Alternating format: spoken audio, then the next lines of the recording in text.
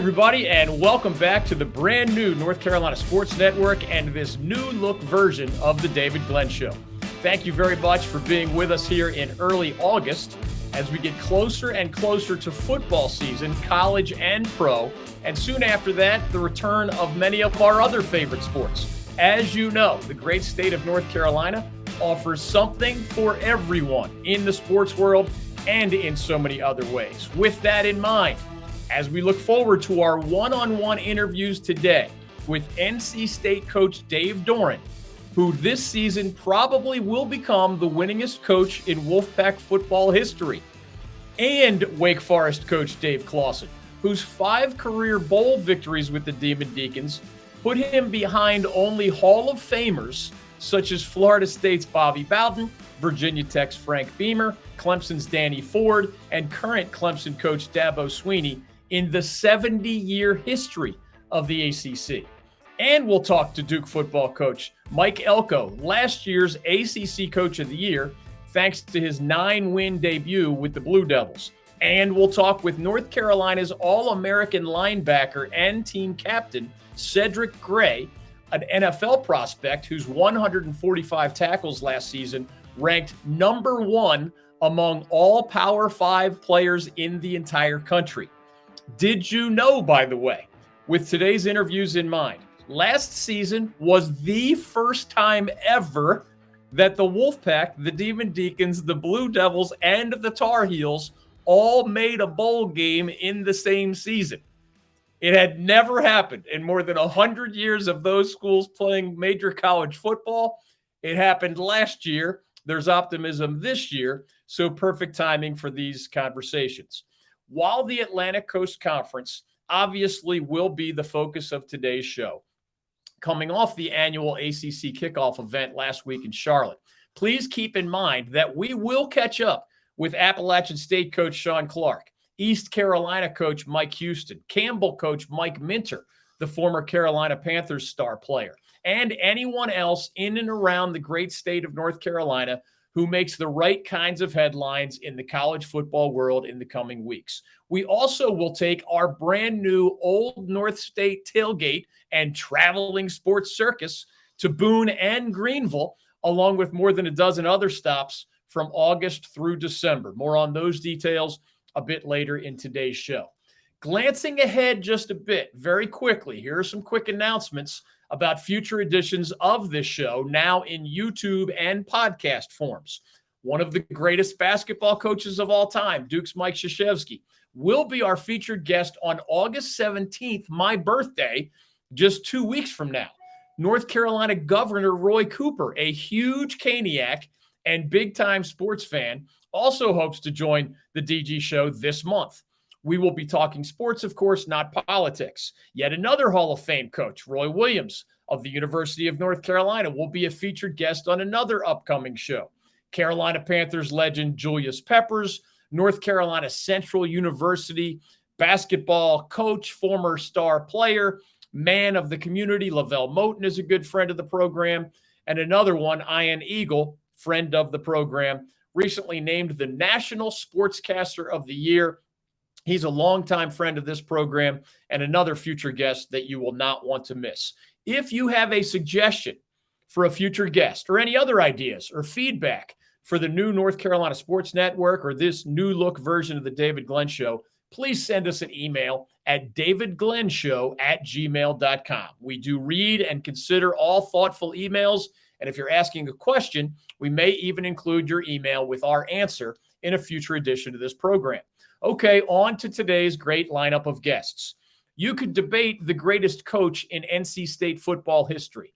Was it Lou Holtz or Bo Ryan, who led the Pack to 1 ACC title each and a lot of other success during their relatively short tenures in Raleigh in the 1970s? Was it the late Dick Sheridan, who had an outstanding 7-year run in the 80s and early 1990s? Maybe. The most fun conversations have multiple possible correct answers, but there's no debate about these numbers. With 6 or more victories this season, and his average yearly total in Raleigh is better than that, Dave Doeren will surpass Earl Edwards as the winningest coach in Wolfpack program history. Here is our fun conversation with Coach Doeren, who says he hopes to make the great state of North Carolina his family's home even after he's done coaching. I looked up your bio. You've been in coaching for 30 years. You had never, prior to NC State, been in the same place for more than 5 years in a row. This is year 11. Yeah. You and your wife have raised your 3 boys here. Yeah. How do you describe just the evolution of this becoming your home? Well, when we were leaving Northern Illinois, we were hoping to find the right fit and a place that we could do that, not have to move again. Climbing the ladder in college football requires you to move sometimes, and not that you always want to, but the opportunities sometimes, that are presented give you that, flexibility. And when we got here, we just fell in love with everything about it. The geography of the state, the way the people cared about the university, the fanfare, the recruiting base. For me, just the outdoorsman's life that you have in this state, the country music, the food, it's just a great fit. And, as you start to get opportunities, which we've had over the years here, you just got to kind of look at it and, is this really what's right for our family, and is it what's right for our career? And ultimately we've said, no, this is where we want to be. If I remember correctly, your boys would be somewhere from the late teens to the mid-20s. Do you get the sense that this is all they know? Or maybe they have your older ones may have some memories of other places, or is this all they think about is home?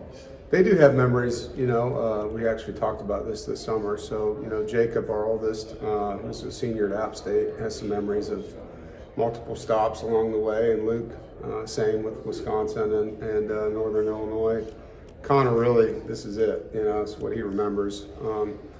But I think, all of them having the opportunity to go from middle school on has been amazing. December 2012 is when we first met you. Yeah. Sounds crazy. A long time ago. What do you know about Wolfpack Nation, or the nature of being not just a head coach, but the Wolfpack head coach, that maybe you did not fully understand the day we met you in December 2012? I just think there's such a family feel to this fan base. It's generation upon generation sometimes, where the grandpa, dad, son all went to state, and so this is more than just being a fan. There's some rich, deep roots in the state. It gets into the fabric of what people do for a living. I think there's a lot of pride in what NC State is and where it came from, and I say this all the time, it's a tough, hard-working group of people, and an incredibly intelligent, successful group of people as well. So, I think the support that you get at NC State is unique in that it's not one sport. It's athletic department-wide, and you can go watch multiple events, and you have sellouts at wrestling, sellouts at swimming pool, sellouts at a tennis match, obviously football, basketball, women's basketball, baseball. So that's really cool for our athletes to have that kind of broad support. You have shared with us that your job description has gotten crazier with transfer portal and name, image, likeness. You probably don't have a lot of time to contemplate, but through 10 years, what are you most proud of, both on or off the field? I don't know if I have a singular thing. I think the number of players that we've impacted and helped develop on and off the field, and there's a story for each of them. Maybe one guy in life, one guy in academics, one guy in football. I think just the ability to stay and be here this long and dig roots in the ground and, recruit and graduate so many classes of kids. Take that walk from signing day all the way to the NFL draft with some guys, with Chubb and Icky. That was pretty cool to be able to do that for first round guys. Some of the victories at home that, will always resonate, overtime wins and things like that. And then, the program that Sarah and I have started at the university. I mean, that's something that will probably have legacy ties to that forever. You mentioned Icky now with the Carolina Panthers, so not too far away. Part of your trademark really at NC State has been sending players to the NFL, and the numbers back that up. How do you frame that, knowing that I would assume almost all of your signees have it as a goal, but in the back of your mind you also know that only a percentage at any school are actually going to realize that dream? Well, last year's stats came out. It was less than 1% of college football players signed a contract and were active on a roster on day one of the NFL season. So we're trying to develop them on and off the field for major reasons. 99% of them don't get that. For us, we've had a lot of success getting guys into the league, and I think 17 in the last 3 years is what I just saw that we've had drafted, and we've won a lot of games. We're second in league wins, in the last 3 years as well. So you come here, you're going to play for a coach that's stable and play in a program that wins and play in a program that develops players that go to the NFL. Speaking of the NFL again, Nyheim Hines was recently in the news. Yeah. I don't know how you can keep in touch with all of your former players, but he suffered an injury that's probably going to keep him out for the season. Have you been able to touch base? Yeah. Is he doing okay? Texted with him and his dad the day the news broke, and praying for him. He's definitely in a better place mentally than I probably would be, talking about God's plan, and I think that's awesome that he's leaning into that. The spiritual side, but we feel for Nyheim, and it sounds like it was a pretty freak deal. But from what I understand, he's going to make a full recovery. Another Wolfpack headline that was sad recently was the passing of Dick Sheridan. Yeah. So I know your tenures were separated by a long time, so Right. I don't know the nature of the relationship that you had, but what can you share about that sad headline for Wolfpack football? Yeah, I had a couple opportunities to spend time with Coach, and when people can say that no one has a bad thing to say about you, I think that's pretty rare. And he's one of those kind of people, and everybody that I've ever met that knew Dick or played for Dick, or high school coaches that had that relationship with him, just glowing reports, and so what he did for the university and what he did for the profession stands alone. You and I did another speaking engagement recently where you shared that with name, image, likeness, it's not the most fun, but you got to deal with it, and you're just hoping for a level playing field. Yeah. How do you put that into words, and do you feel like you as the coach have to kind of recruit Wolfpack Nation to make sure they're contributing beyond yelling and screaming and that's kind of support to that form of financial support? Well, we need everybody's support in that space. It is driven by dollars that are donated. That's the only way you can do it. And, like I've said at many events, it's a way for you to help the roster. It's a way for you to help the young men individually. You can donate to programs on campus and to facilities and different things like that. This is a way to impact players' lives. And so it's huge in that space. As far as the level playing field part of it, it's going to have to come from federal legislation because that's where it started. And each state, as you know, has different rules right now, and that makes it really hard on the NCAA to govern. So it's pretty disappointing. I think that we're in the space we are. It's not what NCAA is supposed to be about. I know they didn't want this to be as it is, but we're trying to pick up the pieces and do the best we can for the athletes, and it's all we can do right now. You always seem to have a level head, but I'm going to hit you with one of your spicier quotes of the last decade. Congratulations, by the way, for those who don't remember, Coach Doeren's record head-to-head against the Tar Heels, who, as you know, are here today. Along with the Wolfpack. He's 6-4, if I remember correctly, which is a pretty nice record to have. Going into last year's game, you were quoted on the TV broadcast as saying, "We hate them, they hate us, they talk down about us, they don't like us, they're kind of rude sometimes." How do you summarize that? Is that how you really feel? Do you ever even discuss that with Mac Brown or the UNC folks, or was that just game week stuff? No, it's a heated rivalry. It's not about me and Mac. Like, he and I are good friends, cordial. I have great respect for him. I've known him since I was an assistant coach. This rivalry is not about the head coaches. It's about the fan bases that go back long, long ways, and 30 minutes apart, the bragging rights that go with it. As far as the comments, that's game week of a rivalry, and we'll get there when we get there. But right now, we're just trying to get ready for practice. Last thing for Dave Doeren joining us on the North Carolina Sports Network. Brennan Armstrong is your new quarterback. Brilliant 2 years ago at UVA, not as good last year at UVA. What do you think are the keys as he reunites with Robert Anae, your offensive coordinator? Well, I'm excited for Brennan, thankful that he gets the opportunity to kind of finish his career the way he wants to. It's kind of unique. Now had this happen twice with Eli Drinkwitz and Finley. Eli came here from Boise, and then Ryan transferred, and so you get to see the kind of the coach on the field and how that helps your offense.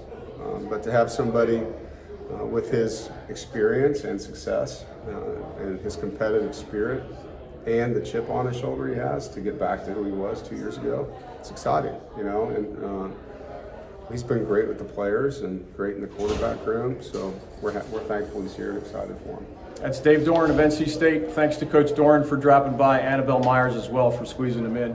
Thanks again to Dave Doeren and NC State for making time for us here at the North Carolina Sports Network. Next up, Wake Forest coach Dave Clawson, maybe the best football coach in Demon Deacons football history, and like Dave Doeren, another of the longest tenured coaches in major college football. But first, in sports, we talk a lot about impact players who make a positive difference. And when it comes to our state's economy, the North Carolina pork industry is a true MVP. Each year, the pork industry plays an important role in supporting rural communities across our state. It contributes more than $10 billion a year to the North Carolina economy and supports more than 44,000 jobs. Learn more about their positive impact at ncpork.org. The North Carolina Pork Council, the foundational partner of the North Carolina Sports Network. Since the creation of the ACC in 1953, only 3 Wake Forest football coaches have led the Demon Deacons to a top 25 finish in the national polls. The late Bill Dooley did it with an 8-4 team in 1992. Friend of the program Jim Grobe did it with an 11-3 ACC championship team in 2006. And our next guest, Dave Clawson, did it in 2021 when he led the Deacons to an 11-3 record and the ACC championship game. Here's our fun conversation with the 2021 ACC Coach of the Year, who now has taken the Demon Deacons to a program record 7 consecutive bowl games. This is a crazy list. You probably know this because Will dug these numbers out. The only ACC football coaches, and I've covered this league 35 years now, who have more bowl victories than you do while at an ACC school are named Bobby Bowden, Dabo Sweeney, Frank Beamer, and Danny Ford. I know you're not a me guy, but tell me what it means to you that your name is on that list now. They're the only 4 guys with more bowl victories than your 5 with the Demon Deacons. That's news to me, so I didn't know that. And those are certainly coaches of a caliber that I don't think I've accomplished with what they have in their careers. But I think it speaks to longevity, consistency, and quite honestly, what a great job I've done hiring our coaching staff. You know, we've had a great, consistent staff, which I think produces consistent results. The 2021 ACC Coach of the Year, Dave Clawson, is joining us. You are also the only head coach, and Will's going to get a pay raise by the end of this conversation, who has ever won 10 or more games at 4 different universities. Now, you don't have a secret sauce, you have told me in the past, but what are those elements that go into building Fordham, then Richmond, then Bowling Green, and now this full decade almost at Wake Forest? I think it's over 24, 25 years, and so I think there's some core values that you never, ever leave. But with so many other things, you have to have flexibility. Recruiting is different now. The players have changed, offensive and defensive schemes change, but our core values have remained the same. And I think everything we've done is always to play the long game. The goal was always to build a consistent program that was sustainable, and we were able to do that at all 4 places.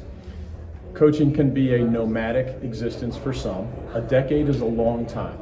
How do you put into words why and how the Winston-Salem area and the state of North Carolina, and specifically the Wake Forest community, have essentially become home for you and your family? I just think when you find a place that you feel is a good philosophical fit, if you're happy, why would you leave? And my family has loved living in Winston, and my kids have grown up in Winston, and my wife's happy, and there's great doctors and great restaurants, and Wake Forest is a school that I believe in. I think it's a school that does what it says it does, and so you're never, philosophically torn of doing something or working at a place that you're not in alignment with. You've talked with us in the past a lot about the athletic, academic, community balance. I don't know where you put into your formula really cool facilities, but within the last 48 or so hours, I've met Mr. Bob McCreary, and I believe the number is 700 or so Wake Forest supporters contributed toward what I read was a $38 million project. How do you emphasize the importance of that within your broad approach to winning football at Wake? Well, I think it just speaks that we take football very seriously at Wake Forest. I think there's this, quite frankly, a lazy narrative out there that somehow at Wake Forest football isn't valued or we take it seriously. And if you look at the investment we've made facility-wise, totaled up, it's over $120 million over the last 7 years. And guys like Bob McCreary, Ben Sutton, and so many others have made sacrificial contributions, but it's also been a lot of people. And you don't get that type of investment if you're not supported by the institution.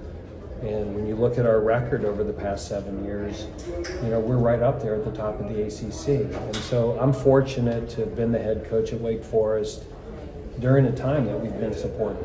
And you don't win football games without institutional support, donor support, and obviously a great staff and great players. Dave Clawson with us here on the North Carolina Sports Network. My two children happen to be 24 and 20 years old, which is not much different than your locker room ages. Is it an inappropriate analogy to say that young kids on Christmas Day might react to their presence under the tree similarly to the way you just saw 100 football players react to those locker rooms and that players' lounge? Absolutely, and a lot of that came from when we opened our indoor in 2016. When we first opened it and Bob saw the reaction of the players and how excited they were, it was said it was one of his favorite moments as a Wake Forest alum, donor, supporter. And when he gave money for the new facility, he said, I want that moment again. And it was amazing. I mean, the players, that was genuine. That was not fake. And we have a great facility now. I think of you as just a really cool human being before I get into being a great football coach and other things. On a human level, when you have to say goodbye to Sam Hartman, a guy you recruited, a guy you're through 5 years of a lot more ups than downs, but just togetherness. Is it a mixture of disappointment and excitement for him? Just how do you deal with that? Because you never want to see one of the best quarterbacks in school history finish his career. Listen, I love Sam Hartman, and I still love Sam Hartman. And Sam Hartman gave us 5 great years. And Sam was very upfront. He said he wanted to go to the NFL, but if there was a incredible NIL opportunity at another school, he'd certainly have to look at it. So Sam never lied. He was very upfront, and we were very supportive. So that guy gave us everything for 5 years, broke all types of records, led us to bowl games, and did things great. And I love Sam, and that'll be a lifetime relationship. And on Father's Day, he sent me one of the nicest texts I've ever got from a former player. So we love Sam. We'll support him in every game but one next year. But that will be a lifetime relationship. And again, there are zero hard feelings on that. He was very upfront and honest, and we're happy for him.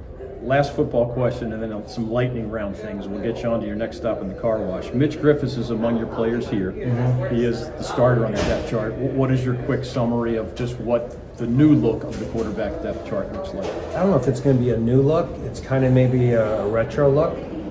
I think his skill set is very similar to what John Wolford was like. Okay.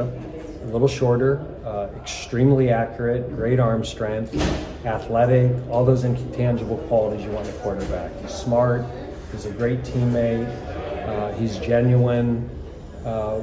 Every year you go into the season with concerns. You're always going to be relatively stronger in some areas than others. Quarterback isn't one of our big concerns this year going into the season. Mitch has been with us now 4 years. He's ready to do this. Rapid fire, as short as you need to be. Getting to know you just a little bit better. Beach house, lake house, or mountain house in an ideal Clawson mindset? For Dave Clawson, it's lake house. For Catherine Clawson, it's beach house. Therefore, it's beach house. Good answer. Okay. Favorite sport beyond football that you follow or appreciate? I was always a huge basketball fan, and I still love watching Wake Forest basketball games. But I've really got into soccer, Premier League soccer lately, because my son is a big fan of it. So we've been to Crystal Palace, Chelsea games. It's really a fun sport. You've given us some Talking Heads references over the years. Favorite musical performers? Are they still somewhere up there? Yeah, I even saw the David Byrne's American Utopia before it went off Broadway, and what an incredible show. I saw Genesis in their last concert. Nice. Unbelievable show. And here's one for you. I even saw Howard Jones a week ago in Charlotte. and it was 68 years old. Still a great show. So it's my musical taste haven't changed. I think that's pretty embedded. It's a nice eclectic mix there. Favorite family trip outside the United States over the years? I'd say two of them. This year we went to Tuscany and got a villa there, and just incredible. Went to Florence a few times, but my wife mostly grew up in Paris, and so going to Paris and Normandy and the Loire Valley with her has been a really special family trip. And the last thing, I've lost count of the nice things you've done for us at the David Glenn Show over the years, but I've learned there's one more nice thing you can do as we thank you and say goodbye. You like pork. That's good. I like pork. Our sponsor is the North Carolina Pork Council. If they want to send me some pork chops, I'm telling you, if you put a nice pork chop on the grill and season it the right way, it's right up there with a great steak. So if I hit you with Eastern barbecue versus Western versus pork chops or ribs versus bacon or some other pork product, are you going ribs or are you going? Well, it's if you don't pick bacon first, you're not American. So it's like bacon, and then there's the competition for 2, 3, 4, and 5. But it's all of the above, basically. I'd say I'd go bacon, ribs, pork chops, and then the pulled pork would be at the bottom of the menu. That is a winning answer, Coach, Okay, for a lot of different reasons. Thanks for being with us. Thanks again to Dave Clawson in Wake Forest for making time for us here at the North Carolina Sports Network. Next up, Duke coach Mike Elko. But first, a quick announcement. We have selected the first 6 stops on our brand new Old North State tailgate and traveling sports circus, which will bring our various platforms, games, prizes, and free stuff to you and your community on a face-to-face basis over these next 5 months. We at the David Glenn Show had tremendous success with another version of this sort of venture for most of the last decade, and we're very excited to once again visit you, our viewers, listeners, readers, sponsors, and supporters, wherever you may live or travel across the great state of North Carolina. On Saturday, August 19th, we will be at the Wake County Clash, the U.S. Army Be All You Can Be Classic at Wake Med Soccer Park in Cary. On Saturday, August 26th, we'll be hosting our North Carolina Sports Network college football preview show in Wilmington/Wrightsville Beach, right here on the North Carolina coast. Then, as the season really ramps up, we'll be in Charlotte for the South Carolina-North Carolina matchup on September 2nd. 2 days later, we'll be in Durham for Labor Day night as Duke and Mike Elko host perennial ACC power Clemson on national TV. On September 9th, we'll be at the legendary Aggie Eagle Classic in Greensboro for a matchup between North Carolina A&T and North Carolina Central, 2 of the top HBCU programs in the entire country. On September 16th, as East Carolina makes a rare road trip to face Appalachian State, we will be there for that fantastic in-state matchup as well. For more details on our new Old North State tailgate and traveling sports circus, please visit our website, ncsportsnetwork.com. That's ncsportsnetwork.com. On to our next guest. After making a name for himself as one of the top defensive coordinators in America, including at Wake Forest, then Notre Dame, then Texas A&M, Mike Elko made history during his head coaching debut in 2022, winning 9 games at Duke, a school that had won 9 or more contests in a single season only 6 other times in its entire history. Here's our fun conversation with the 2022 ACC Coach of the Year, a Jersey guy who became an Ivy League graduate and football conference champion during his playing days at the University of Pennsylvania. Let's pretend it's 21-year-old Mike Elko. Okay. You're an Ivy League football champion as a player, given your time as a safety, I believe, at the University of Pennsylvania. If I had said to you back then, 25 years ago, hey man, you're going to be a multi-million-dollar coach in a Power 5 conference as a head coach, would that have even been within your wildest dreams back then? No. I think a 21-year-old version of myself had no idea where this was going to go. I just knew I had passion for football. I wasn't really sure what else I was excited about trying to get involved with. And so I took a GA job at Stony Brook. And I tell people this story all the time. So from Stony Brook, I went back to Penn my second year, and I was doing the career planning services tours, looking at them put up like the average starting salary of a Penn grad, year 1 out, year 2 out. And I'm like, I don't know if I did the right thing coming out of college, but obviously it's worked out. The first time I hosted a sports radio show, I was so excited that I almost forgot to breathe. Like I needed to relax and just get into it. Your maiden voyage as a head coach is the ACC Coach of the Year. I know you deflect credit, but what did that mean to you just in terms of reinforcing, hey, you were a great defensive coordinator, but you did a lot of things right in your maiden voyage as a head coach? Yeah, I think honestly more so than that, it just is tremendous recognition for our program and our kids and what it's all about. Like when you get an ACC Coach of the Year, and I told them this, it's not just a one-person award. It's a reward to the players for buying into the messaging. It's a reward for the assistant coaches and the support staff for everything that they've done. And then I think it just speaks to leadership and the ability to lay out a path for us to follow to success. And I think obviously a lot of people got to do that. I've been doing these events for more than 30 years, and I think you know me well enough already. I'm not exaggerating when I say this. I can tell when I'm talking to a Duke football player. Not that there aren't other smart football players. Yeah. There are. But does it help to be an Ivy League grad when you're coaching Duke caliber student athletes? Yeah, I think what I told Nino when I interviewed for the job was I have a unique background that I think can help me push this thing to where it's capable of going from both sides. I think one, being an Ivy League grad, being at places like Notre Dame or Wake Forest and knowing what those types of environments are like, but then also being at a place like Texas A&M where I know what that environment is like as well, and I know what we're competing against, right? And so now having the ability to shape a message to our guys of how do we chase both, right? How do you find a way to be successful in both avenues? Because at the end of the day, you're going to get judged by wins and losses on the football field. This is what we signed up for.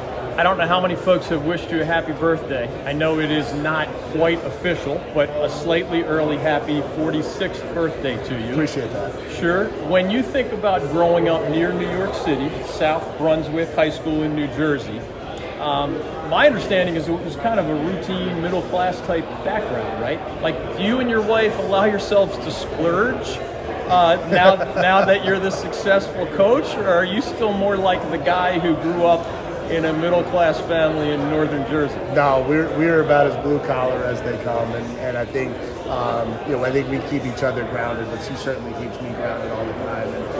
And we try to do things as a family to give our kids some stuff that maybe we didn't have, and we certainly try to take advantage of vacation opportunities when they present themselves. But I don't think you would recognize who we really are by what we buy and what we do. I've heard that about you. Duke's Mike Elko is joining us here on the North Carolina Sports Network.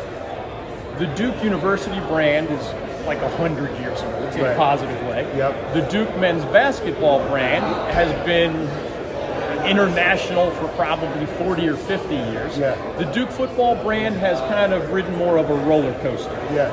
How do you describe, as the Duke football coach, how those other brands can help you do your job? Yeah, I mean, I think first and foremost, I'm not at Duke without those other two brands. I think what Duke stands for as a university across this country is attractive. I think what Duke basketball has shown is that at an elite academic institution, we can be a national and even an international athletic brand. And so then how do we find a way to carve out a niche for football? And I think obviously resource commitment and commitment to the program is critical.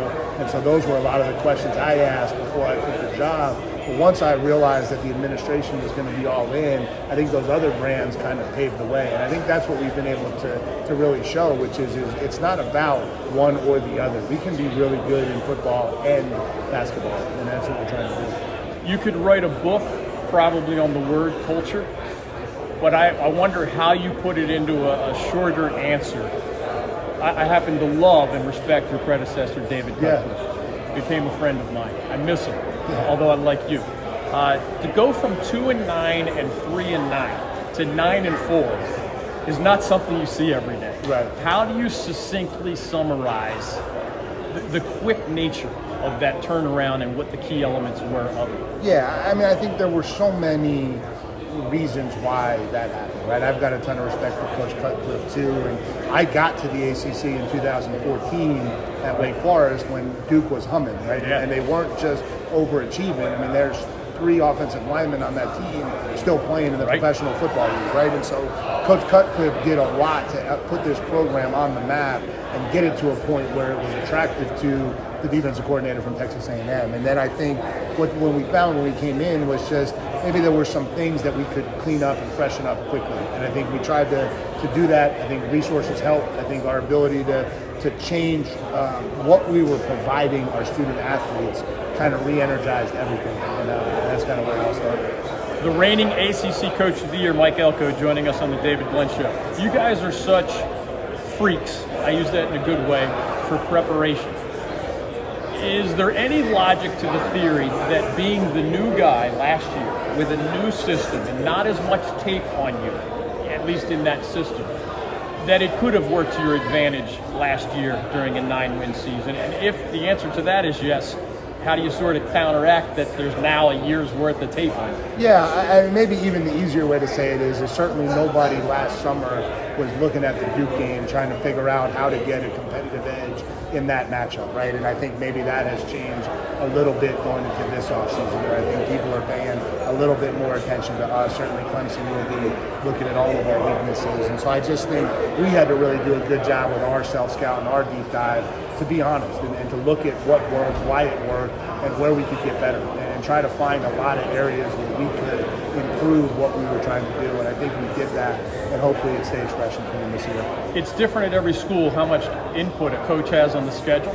If I were in your shoes and I wanted another high win total, I'm not sure I'd want to host the Clemson Tigers on Labor Day night. But although, on the other hand, part of your job is recruiting and excitement around the program, so it's rare to be in an exclusive TV window. The world is watching ESPN as the Blue Devils will host the Tigers in early September. You also have Notre Dame coming. I mean, I don't know how many Wallace Wade home schedules have ever been something like what the Devils will be hosting this year. Like, how does that math or calculus translate in your brain? Because I'm just sort of excited from the outside. Yeah, well, it works both ways, right? Mike Elko, the football coach, wants to play 0-12 teams, right? And know that I'm going to be a 28-point favorite every week. And Mike Elko, the CEO of Duke football, knows how important these types of games and these types of opportunities are for us to build our brand, right? And trying to find a way to go out and make sure we put our best foot forward, but don't overdo it, right? There are going to be big moments, there are going to be big stages that Duke football hasn't really been on in a while, but we've got to make sure that we're able to go out and play the game of football the way we're capable of, and I think that's our challenge. I'm not going to torture you with name, image, likeness stuff or even transfer portal stuff, but I am curious about this, and you may have to correct me here, but I feel like you added several starting caliber players by the transfer portal. You only have 22 plus special team starters, so that's a nice boost.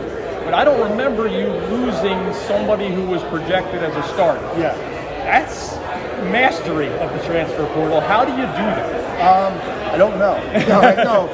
We did this. From day one, we always said our number one goal in the transfer portal is to keep our players out of it. I think that was, we wanted to build a program, we wanted to provide an experience that they felt very good, that they could get anything they wanted. If they wanted to go be an NFL player, we were developing them in the weight room, we were coaching them, we were giving them scheme opportunities that they could do that. And then they would enjoy their life as a student athlete at Duke, and they would know what the degree was. And so that has been as big of a recruiting pitch as we've made since we got there, was to our own guys to try to make sure they knew what Duke was going to be about. And then, obviously we have something to sell, right? We've got a great education, we've got some great master's degrees. We can go out and we can find some guys to supplement our roster, and I think we were able to do that. We're going to get you out of here with what we call rapid fire. All right, so Coach K, for example, is joining me in August as a guest for like a longer getting to know you conversation. When you're not in season, I'm going to have you back where I get to know you even better. But for example, if you had the choice in our state, you have beach houses, lake houses, and mountain houses all here in North Carolina. What would be your number one on that list, just personality-wise? Yeah, so I'm a lake house guy. I think that's kind of what we've grown to. And so our first lake vacation actually was Lake Norman. Cool. So yeah, we did it right. Nice choice. We did it right. What sport beyond football is closest to your heart and why? I've heard you're still a New York Yankees fan. Yeah, so baseball as a sport is probably closest to my heart, but I am a closet European soccer fan. Oh, very cool. Yeah. North Carolina Pork Counselor is one of our sponsors. Are you familiar enough with all the barbecue styles that you could choose between the Eastern North Carolina barbecue, Western North Carolina barbecue, or you could go bacon or other pork products? Yeah, here's the thing about me. I don't miss many meals. So I'm very good at this question. I love them both. Both is a good answer. Favorite musicians, who comes to mind? Zach Brown Band would probably be the first one that jumps into my head. Excellent. You Springsteen guy from your No, Grizzlies I'm days? not. I never was a rock guy. Okay. So I was a basketball player. So I was a hip hop guy young that became a country guy later. I'm a Jimmy Buffett guy, and he's been doing stuff with Zach Brown Band, which is really cool. Favorite family trip outside the United States over the years? Never been. No? No, never been. We did my honeymoon in Jamaica. That so counts. I guess I'd have to count that one. That counts. We've never really been an international travel. I was in Jamaica last year, and I recommend it highly. That is the reigning ACC Coach of the Year, Mike Elko. Thanks again to Mike Elko and Duke for making time for us here at the North Carolina Sports Network and the David Glenn Show. If you root for the Blue Devils, or maybe you want to check out another really fun interview, search our YouTube channel for our recent conversation with Duke's star quarterback, Riley Leonard, a guy who actually wears a bracelet with the words "You suck" that, believe it or not, was given to him by his own mother. I kid you not. Today's last but not least interview is with UNC's All-American linebacker, Cedric Gray. How's this for a great story? Over the last 4 years, Cedric has gone from a Charlotte high school prospect who had only a single Power 5 conference scholarship offer to just last season, the #1 tackler in any of those Power 5 leagues. Everyone knows about UNC quarterback Drake May. Here's our fun conversation with UNC's other All-American, who's also a team captain, Cedric Gray. You're truly near home as we stand here right now. There are 42, I think, ACC football players here, but there can't be many of y'all that are from Charlotte. Is this just a business trip for the ACC kickoff event, or have you been able to see family, friends, or other ones? I haven't been able to see him on this trip in particular. I've been finishing up some summer classes back in Chapel Hill, but I definitely, come down here a good amount. I mean, it's not a far drive. It's only about 2.5 hours, so definitely get down here when I can to see him. Another guy who's somewhat close to his family is the quarterback that you get stuck dealing with in practice every day. So the rest of the ACC has to deal with them on Saturdays. You got to deal with them in a different way, almost more than anybody. Some people call him the greatest quarterback in UNC history. How do you describe what makes your teammate Drake May special? I mean, number one thing, he is a competitor. I mean, dude loves to compete. Dude loves to compete. But I think what kind of separates him from a football standpoint is that he's very intelligent. He is a student of the game. He knows what to do, where to go with the ball. He makes a lot of the right decisions, whether that's running, throwing the ball away, or just getting into the open guy. I mean, he's a very, very intelligent football player, and I think that separates him a lot. Earlier today, you mentioned that one of the reasons you wanted to make the NFL wait, and you wanted at least another year in Chapel Hill, was that you personally had some things you hadn't accomplished yet, and you felt like the team had some things collectively that you hadn't accomplished yet.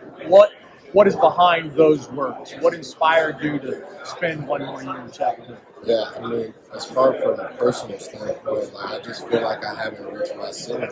I feel like, even with the great season that I had last year, I could get a lot better before entering the NFL draft. But not only that, I'm not in no rush to rush my blessing. That's something that my mom kind of instilled with me. It's like it's all about timing.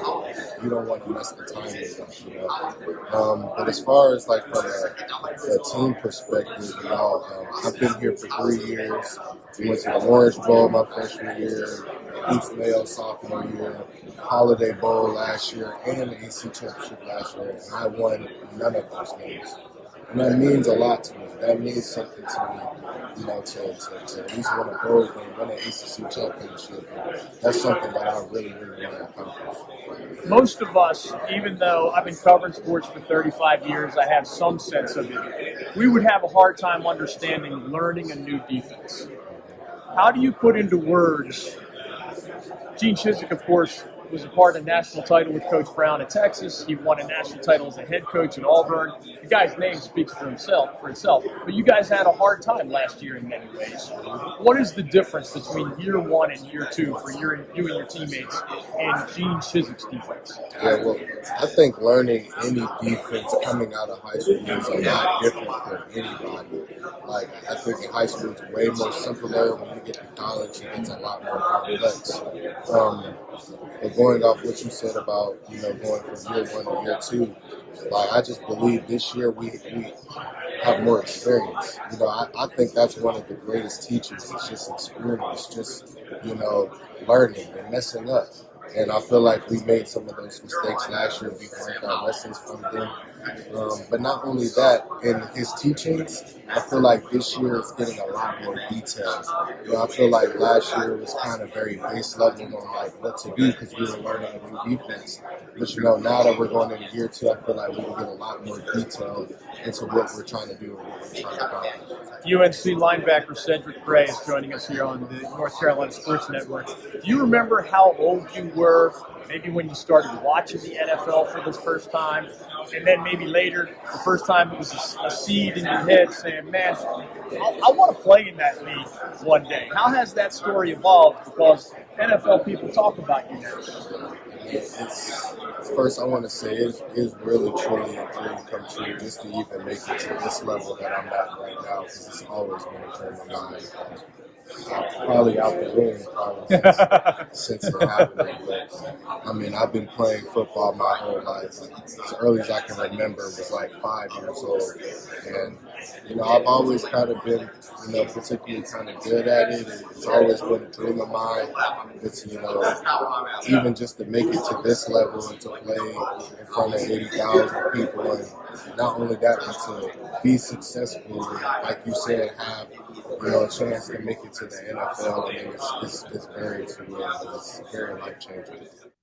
Thanks to Cedric Gray and the folks at UNC for their cooperation with us here at the North Carolina Sports Network and the DG Show. UNC head coach Mack Brown, who has been kind enough to give me countless one-on-one interviews over the years, and I mean literally dating back to the late 1980s when he was the head coach of the Tar Heels the first time.